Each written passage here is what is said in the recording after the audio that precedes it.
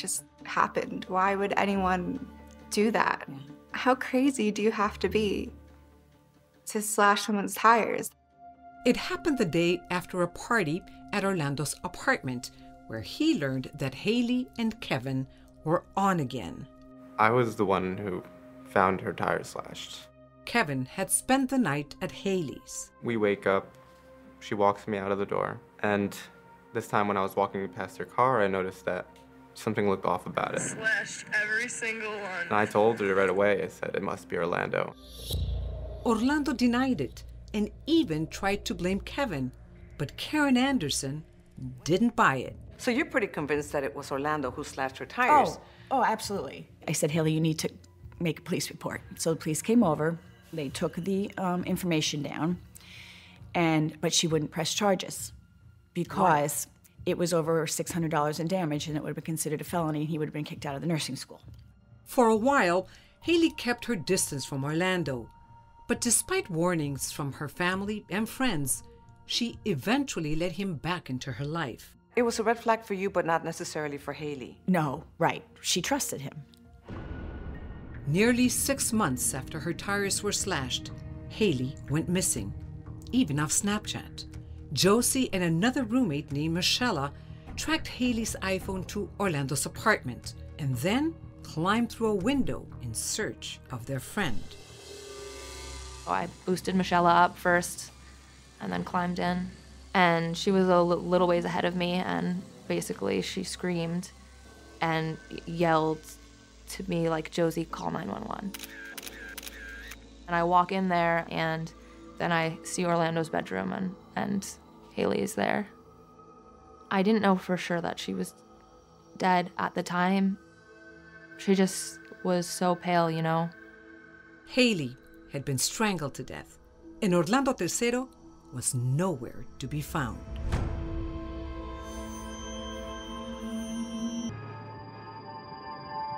On the afternoon of March 9th, 2018, Karen Anderson noticed 2 men in a black car parked outside of her house.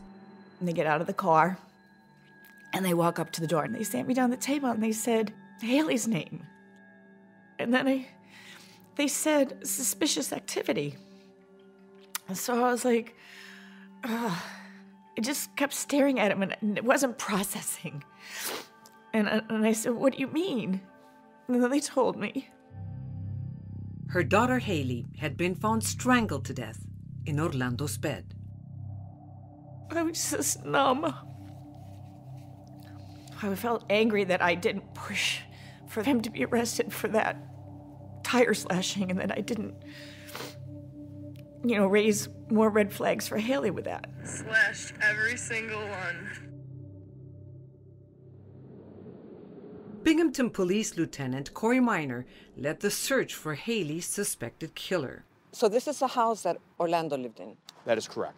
There's several different cameras on the house. Those cameras were utilized to track not only Miss Anderson's movements around the property, but also Mr. Tercero's throughout the day of March 8th and March 9th.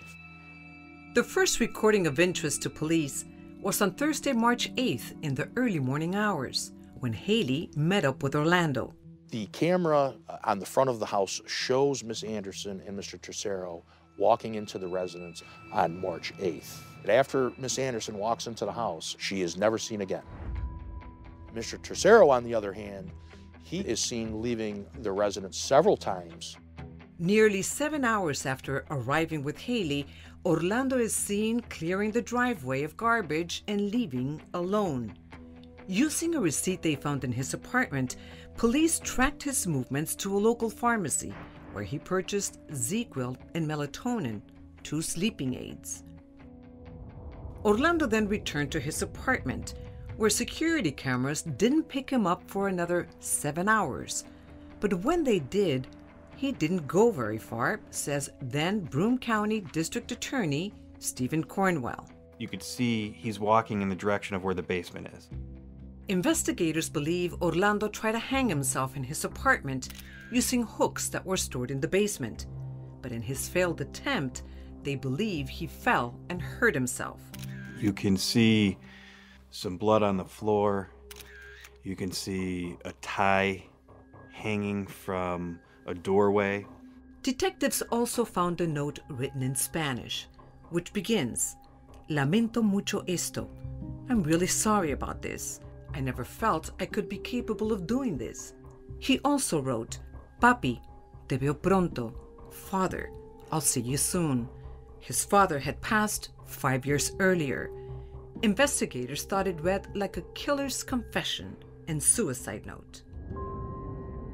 But 16 hours before Haley's body was discovered, Orlando left his apartment one last time with his luggage and drove over 3 hours to New York's JFK airport with his head bandaged, possibly from that alleged suicide attempt.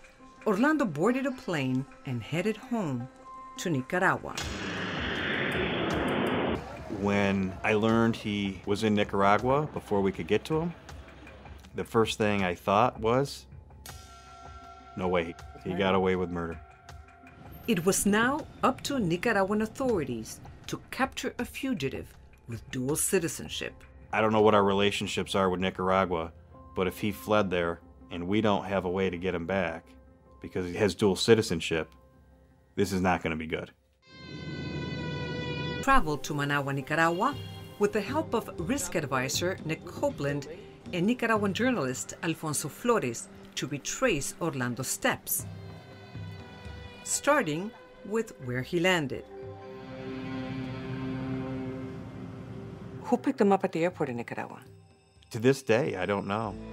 48 Hours has learned that it was his mother who picked Orlando up at Managua's International Airport and drove him about 3 hours north to their hometown of Chinandega. So today we'll be leaving from Managua. We decided to drive to Orlando's hometown as well, mindful of the political unrest and animosity toward the media in the countryside. I'd advise the high-risk team, so just be cautious there.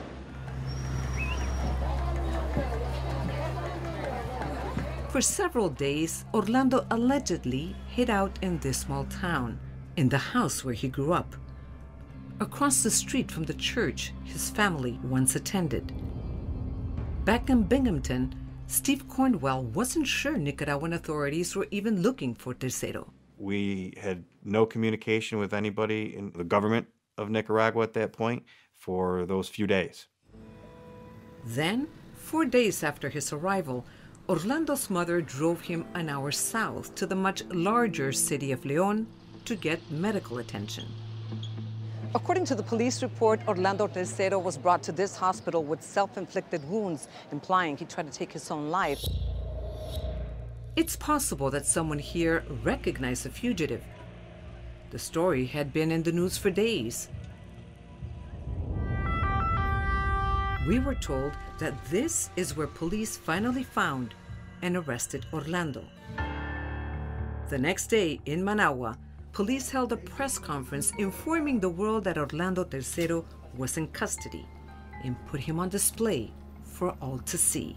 They showed Orlando Tercero. We knew he was there. So, my thought was, what do I do now? Where do we go from here? Now in custody, Orlando had yet to be charged with a crime by Nicaraguan authorities. An international fight for justice had. Less than a week after Orlando Tercero's arrest, Haley's family and friends gathered in her hometown in New York to lay her to rest. Everything after that was just a blur, the funeral, I can't even remember who was there. Just 2 months later, another heart-wrenching day. The one on which Haley would have graduated from Binghamton University, fulfilling her dream of becoming a nurse.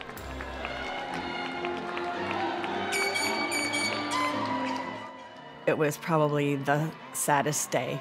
Just walk in and there's a picture of her on a chair.